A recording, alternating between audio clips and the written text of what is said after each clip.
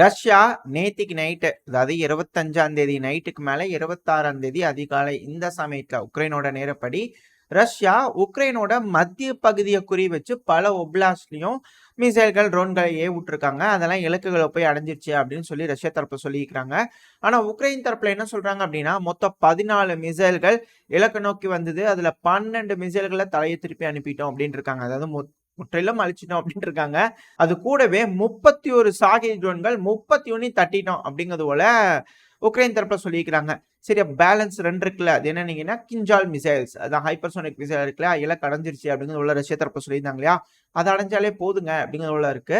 சரி, இது எல்லாமே எதை மையமா நோக்கி போயிருக்கு? இந்த ரஷ்யாவோட டார்கெட் என்னவா இருக்கு அப்படின்னா, இந்த மேப் ஒன்று லோட் ஆயிருக்கு, இதை பார்க்கும்போதே உங்களுக்கு தெரிஞ்சிருக்கும். டுவர்ட்ஸ் வின்செஸ்யா அப்படிங்கிறது புரிஞ்சுக்க முடியுது. எல்லா தாக்குதலுமே வின்செஸ்யாவை நோக்கி போயிருக்கு அப்படிங்கிறது போல. அங்க என்ன இருக்குன்னா, அந்த ஸ்டாரா கொன்ஸ்டான்டினோ நம்ம எல்லாத்துக்கும் நல்லா தெரியும் இல்லையா. ஸோ இந்த ஸ்டாரா கொன்ஸ்டான்டினோவோட புறநகரத்தில் வந்து பார்த்தீங்கன்னா ஒரு மிலிட்ரி ஏர்பேஸ் இருக்கு. இந்த ஏர்பேஸ் சர்ச்சைக்குரிய ஏர்பேஸ். ஒரு போஸ்ட் கார்டு, ஒரு இமேஜை போஸ்ட் பண்ணிலாம் வந்து பார்த்தீங்கன்னா ட்விட்டரில் அடி வாங்கின ஏர்பேஸ் இதுதான். ஏன்னா இந்த பகுதியில் பங்கர் ஃபெசிலிட்டிஸ்லாம் இருக்குது. F-16 கொடுத்தாங்கன்னா கண்டிப்பாக F-16 பதுக்கி வைக்கக்கூடிய வகையில் டிசைன் பண்ணியிருக்கக்கூடிய ஒரு ஏர்ஃபீல்டுனா அது இந்த ஸ்டாரா கொன்ஸ்டான்டினோவுக்கு பக்கத்தில் இருக்கக்கூடிய ஒரு ஏர்ஃபீல்டு தான். இந்த ஏர்ஃபீல்டு மிக முக்கியமான ஒரு ஏர்ஃபீல்டு உக்ரைனுக்கு. ஸோ F-16 கொடுத்தாங்கன்னா F-16 இதுலேருந்து ஆப்ரேட் பண்ணுற வகையில் தான் டிசைன் பண்ணிக்கிறாங்க. ரெண்டாவது இதில் பங்கர்ஸ் இருக்கு, அதிகமான ஸ்டார்ம் ஷாடோ மிசைலெல்லாம் இருக்கட்டும் எல்லாத்தையும் இதுக்குள்ள பதுக்கி வச்சிருக்காங்க அப்படிங்கிற தகவல் பல தடவை உக்ரைன் தரப்புலேருந்தே சொல்லியிருக்காங்க. இந்த இடத்துல அட்டாக் நடந்துகிட்டு இருக்கு அப்படின்னு பல தடவை நம்மளே நம்ம சேனலில் போட்டிருப்போம். ஸோ திரும்பவும் ரஷ்யா என்ன பண்ணிக்கிறாங்கன்னா இங்கே தாக்குதல் பண்ணிக்கிறாங்க. அப்படின்னு என்ன அர்த்தம்? F-16 உக்ரைனுக்குள்ள வந்துருச்சா, F-16 பதுக்கி வைக்க ட்ரை பண்ணியிருக்கிறாங்களா, இல்ல சில முக்கியமான மிசைல்ஸ் வந்துருச்சா, அதை தெரிஞ்சுக்கிட்டதுனால ரஷ்யா இந்த இடத்துல குறி வச்சு தாக்கியிருக்காங்களா அப்படிங்கிற கேள்வியெல்லாம் வந்திருக்கு. உக்ரைன் சொல்றது படி, இப்போ ஒரு வீடியோ சைட்ல லோடா இருக்கும், உக்ரைன் சொல்றது படி இந்த பகுதியை நோக்கி பல மிசைல்கள் வந்திருக்கு. சில மிசைல்கள் அவங்க தாக்கி இருக்கிறாங்க. பட் ஆனால் சில மிசைல்கள் இலக்கடைஞ்சிருக்கு அப்படிங்கிறத நம்மளால புரிஞ்சுக்க முடியுது. அவங்களோட இன்டர்செப்ஷன் ரேட்டும் இருக்குதான். அதாவது அதுக்காக உதவுறாங்க. மேற்குலக நாடுகளும் இன்டர்செப்ட் பண்றதுக்காக மிசைல்ஸ் எல்லாம் கொடுக்குறாங்க. பட் ஆனால் ஒரு கட்டத்துக்கு மேலே அவங்களால அதிகமான மிசைலை ப்ரொடியூஸ் பண்ணி கொடுக்க முடியல. ஏன்னா பேட்ரியாட் ஏர் டிஃபென்ஸ் சிஸ்டமாக இருக்கட்டும், ஐரிஸ்டி ஏர் டிஃபென்ஸ் சிஸ்டமாக இருக்கட்டும், இதெல்லாம் பெருமளவு ஃப்ரண்ட் லைனுக்கு தேவைப்படுது. அதே சேம் டைமில் இப்போ இது போல் ஏர்ஃபீல்டை ப்ரொடெக்ட் பண்ணுறதுக்கும் தேவைப்படுது. அதனால அதிக அளவில் உக்ரைனுக்கு தேவைப்படக்கூடிய ஏர் டிஃபென்ஸை மேற்குலக நாடுகளால கொடுக்க முடியல அப்படிங்கிறத சொல்லப்பட்டுவது. இது எந்த அளவுக்கு உண்மை அப்படிங்கிறதான் தெரியல. இன்னும் சண்டை வீரியமடை தான் எது உண்மை எது பொய் அப்படிங்கிறது எல்லாத்துக்குமே தெரிய ஆரம்பிக்கும். இப்போ அடுத்து வந்து பாத்தீங்கன்னா பெல்லோஸ் அவர்கள் வந்தோடனே வேலை காட்ட பாத்தீங்களா அப்படிங்கிறது போல ராணுவ வீரர்கள் நடுவிலேயே வந்து பாத்தீங்கன்னா ஒரு குமரர்கள் இருக்கலாம். அதுவும் குறிப்பா டேங்க் பிரிகேட்ஸ்க்கு அப்படிங்கிறத சொல்லப்பட்டுவது. ஏன்னா இந்த டேங்க் பெட்டாலியன் அப்படின்னு சொல்லிட்டு ஒரு போட்டி வைப்பாங்க. எந்த டேங்க் வந்து சூப்பரா வேகமா போகுது, அது ட்ரெண்டிங்ல போயிட்டு இருக்கும். ஷார்ட்ஸ் எல்லாம் பாத்தீங்கன்னா அதிகமான வியூஸ் போயிட்டு இருக்கும். அதாவது டேங்க் இருக்கு அப்படியே பொருந்து போய் அப்படியே, அதாவது ஜம்ப் மாதிரி அடிச்சு விட்டு போகும், தண்ணியில போகும், மிதந்து போகும், இது போல சேறு சகதி எல்லாம் போயிட்டு இருக்கும் இல்லையா. இந்த டேங்குக்கான ரேஸ்ன்னு வச்சுக்கோங்களேன், எந்த நாட்டோட டேங்க் சிறந்து விளங்குது அப்படின்னு ஒரு வைப்பாங்க போட்டி. அது எதுக்கு இப்ப இருக்கிற பிரச்சனைக்கு அதெல்லாம் தேவையா? வேண்டாம், கேன்சல் அப்படிங்கிறது போல பெல்லோஸ் அவர்கள் கேன்சல் பண்ணிட்டதாகவும். சார் இவரெல்லாம் அப்பவே சொன்னோம், கேட்டீங்களா? 5 பைசா தரமாட்டாரு, ஒரு வேக்கெட்ல இருந்து ₹1 வராதுங்க அப்படிங்கிறத சொல்லிட்டு இருக்கிறாங்க. சார் கேன்சல் பண்ணிட்டாரு. இதுக்கு மேல நிறைய ரிஃபார்ம்ஸ் வரும் அப்படிங்கிற சொல்லப்பட்டு வருது.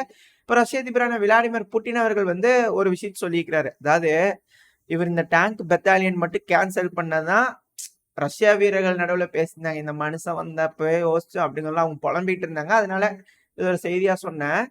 மறைமுகமா இன்னும் எத்தனை விஷயத்த கட் பண்ணிருப்பாரு அப்படின்னு யோசிச்சு பாருங்களேன். எனக்கே கொஞ்சம் ஷாக்கிங்கா இருக்கு. நான் ரஷ்ய அதிபர் வந்து இப்ப சொல்லியிருக்கிறாரு. என்ன சொல்லியிருக்கிறாரு அப்படின்னா, இந்த அம்மினேஷன் இருக்கு இல்லையா, இந்த குண்டுகள், ஷெல்கள், ஆர்ட்டிலரி ஷெல்கள், இது போல விஷயங்கள் இருக்கு இல்லையா. ஸோ இந்த அம்மினேஷனோட ப்ரொடக்ஷன் இருக்குது இல்லையா, 14 டைம்ஸ் இன்க்ரீஸ் ஆயிருக்குது. முன்னாடி விட இப்ப அதிகரிச்சிருக்கு. அது மட்டும் இல்லாம இந்த ட்ரோன்கள் இருக்கு இல்லையா, அதோட தயாரிப்பு விகிதம் 2 மடங்கு அதிகரிச்சிருக்குது. அது கூடவே ஆர்மட் வெப்பன்ஸ் இருக்குது இல்லையா, அது 3.5 மடங்கு அதிகமா இருக்குது அப்படிங்கிறது போல ரஷ்ய அதிபரான விளாடிமிர் புட்டின் அவர்கள் சொல்லியிருக்கிறாரு. புரிஞ்சுக்கோங்க எந்த அளவுக்கு கட்ஸ் இந்த டிஃபென்ஸ் இண்டஸ்ட்ரியில நடந்திருக்கும் அப்படிங்கிறது போல. ஸோ அதிகமான ப்ரொடக்ஷன் நடக்குது. ஆல்ரெடி ஜெர்மனி அவங்க தரப்புலலாம் வந்து பார்த்தீங்கன்னா ஸ்டேட்மெண்ட்ஸ் வந்துட்டு இருந்தது. ரஷ்யா இப்போ நடந்துட்டு இருக்கக்கூடிய ரஷ்யா உக்ரைன் பிரச்சனைக்கு தேவைப்படுறதை விட அதிகமாக தயாரிச்சுட்டு இருக்கிறாங்கன்னு சொல்லிட்டு ஆயுதங்கள். இப்போ அது எல்லாம் டைம்ஸ்ல இன்க்ரீஸ் ஆகுது. 14 டைம்ஸ்ல இன்க்ரீஸ் ஆகுது அப்படின்னா எந்த அளவுக்கு இருக்கும், எந்த அளவுக்கு ஆயுத ப்ரொடக்ஷன் இதுக்கு மேல பெல்லோஸ் அவர்கள் உறிஞ்சு எடுக்க போறாரு ஃபேக்டரியில இருந்து அப்படிங்கிறத பொறுத்து இருந்து பார்ப்போம். அப்புறம் அந்த பெல்லோஸ் அவர்கள் இதுல ஒரு சூப்பரான ஒரு வேர்டு சொல்லியிருந்தாரு. இந்த டேங்க் பெட்டாலியன் ஏன் கேன்சல் பண்றோம்? அந்த டேங்க் ரேஸ் இருக்கு இல்லையா? ஏன் கேன்சல் பண்ணா இதெல்லாம் மீனிங்லெஸ்ங்க. அதான் டேங்க் பறக்குமா, ஓடுமா? இப்ப ஃபர்ஸ்ட் வந்துருச்சுன்னா என்ன பண்ண போகுது டேங்க்? எல்லாம் போய் வேலைய பாருங்க போங்க. எல்லாம் 5 பைசா கிடையாது. சல்லி பைசா கிடையாது. யாருக்கு எல்லாம் ஓடுங்க. அப்படிங்கிற மாரி அடிச்சு முடுக்கி விட்டுருக்காரு. பாவம் இந்த டேங்க் பிரிகேட்ஸ். ஒரு ஜாலியா இருந்திருக்கும். சரி ஓகே நம்ம செய்திகளுக்கு போயிடலாம். உங்கள நான் போர் அடிக்க விரும்பல. அப்புறம் உக்ரைனோட ஜெனரல் ஸ்டாஃப் தரப்புல இருந்து ஒரு கதறல்கள் வந்திருக்கு. என்ன அப்படின்னா, ரஷ்யா இருக்கிறாங்கல்ல, இந்த சுமி பகுதியில, செர்னியூ பகுதியில அதிகமான ஆட்கள கொண்டு வந்து குமிக்கிறாங்க. அப்படிங்கிறது போல அவங்க தரப்புல இருந்து ஸ்டேட்மெண்ட்ஸ் வருது. எதுக்காக இதுன்னு சொல்லிட்டே இருக்காங்க? சமீப காலமா சொல்லிட்டே இருக்கிறாங்க. எதுக்காக சொல்லிட்டே இருக்கிறாங்கன்னா, ஒண்ணுமே இல்ல. மேற்குலக நாடுகள்லாம் பதறிட்டே இருக்கிறாங்களே, அட குடுங்கப்பா, ரெஸ்ட்ரிக்ஷன்லாம் தூக்கி விடுங்கப்பா. ஆயுதங்கள் எது வேணாலும் குடுங்க. எல்லாத்தையும் தூக்கி ரஷ்யாக்குள்ள போட்டோம். அந்த ஒரு பெர்மிஷனுக்காக இது போல கேட்டுக்கிட்டு இருக்காங்க அப்படிங்கிற சொல்லப்பட்டு வருது. இது ஒரு சீரியஸான எஸ்கலேஷனை நோக்கி போகுது. ஏன்னா ஒன்ஸ் ரஷ்யாவோட டெரிட்டரிக்குள்ள இருக்கக்கூடிய முக்கியமான ஸ்ட்ராட்டஜிக்கான விஷயங்களை தாக்குறதுக்கு மேற்குலக நாடுகள் அனுமதி கொடுத்துட்டாங்க அப்படின்னா ரஷ்யாவோட நிலைக்குள்ள எல்லாத்தையும் தாக்கிடுவாங்க உக்ரைன் தரப்புல இருந்து. இப்போ டெக்னிக்கலா வந்து பாத்தீங்கன்னா ரஷ்யா ஒரு பிரச்சனையில இருக்காங்க. இதை முடிக்கிறதுக்கு இன்னொரு 10 நாள் 20 நாள் கிட்ட ஆகுதுன்னு வச்சுக்கோங்களேன்.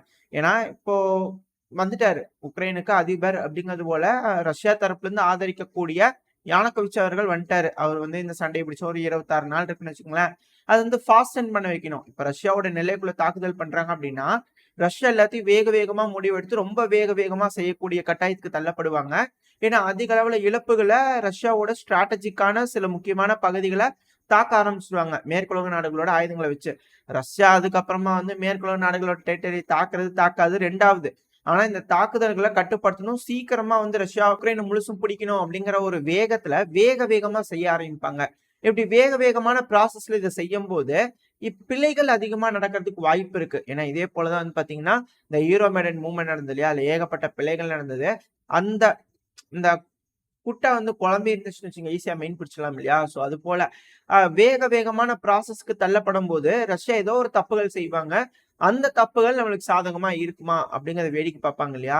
சோ அந்த ஒரு காரணத்துக்காக இதை வந்து பேசிக்கிட்டு இருக்காங்க அப்படிங்கிற அனலிஸ்ட் தரப்புல எல்லாம் கருத்துக்கள் இருக்கு. வேகமா செய்யறாங்களா இல்ல மெதுவா பண்றாங்களா? ஏன்னா பொறுமை அப்படிங்கிறது போல நம்ம தெளிவா ஒரு உங்களுக்கு போர் அடிச்சு ஒரு கதை சொல்லியிருப்பேன். சோ இப்ப வந்து பாத்தீங்கன்னா இந்த பொறுமை தான் இங்க இருக்கக்கூடிய மிக முக்கியமான விஷயம். ஆனா நடக்கணும். அதுக்குன்னு ரொம்ப பொறுமையா இருந்துட்டாங்கன்னா பெரும் பிரச்சனையாயிரும். பார்ப்போம் எந்த அளவுக்கான முடிவுகள் இரு தரப்புல எடுக்க போறாங்க, என்ன நடக்க போகுது இந்த பிரச்சனையில அப்படிங்கறத பொறுத்து இருந்து பார்ப்போம். ஈவென்ட்ஸ் எல்லாத்தையும் நம்ம நோட் பண்ணுவோம் என்னென்ன நடக்குது அப்படிங்கிறது போல சீரியஸான இருக்கக்கூடிய விஷயங்கள் நம்ம எடுத்து பார்ப்போம். இதோட இந்த பதிவு நம்ம முடிச்சுக்குவோம். இந்த பதிவு எப்படி இருந்துச்சு, உங்களுக்கு பிடிச்சிருக்கா? பிடிச்சுனா லைக் பண்ணிட்டு உங்க ஃப்ரெண்ட்ஸ் அண்ட் ஃபேமிலியோட ஷேர் பண்ணிக்கோங்க. அது கூடவே மறக்காம இந்த பதிவு பத்தின உங்களோட கருத்துக்களை கமெண்ட் செக்ஷன்ல சொல்லுங்க. இந்த பதிவு நல்லா இருக்குன்ற நம்பிக்கையில அடுத்த பதிவில் உங்களை சந்திக்கிறேன். அது வரைக்கும் ஸ்டே சேஃப். Bye bye.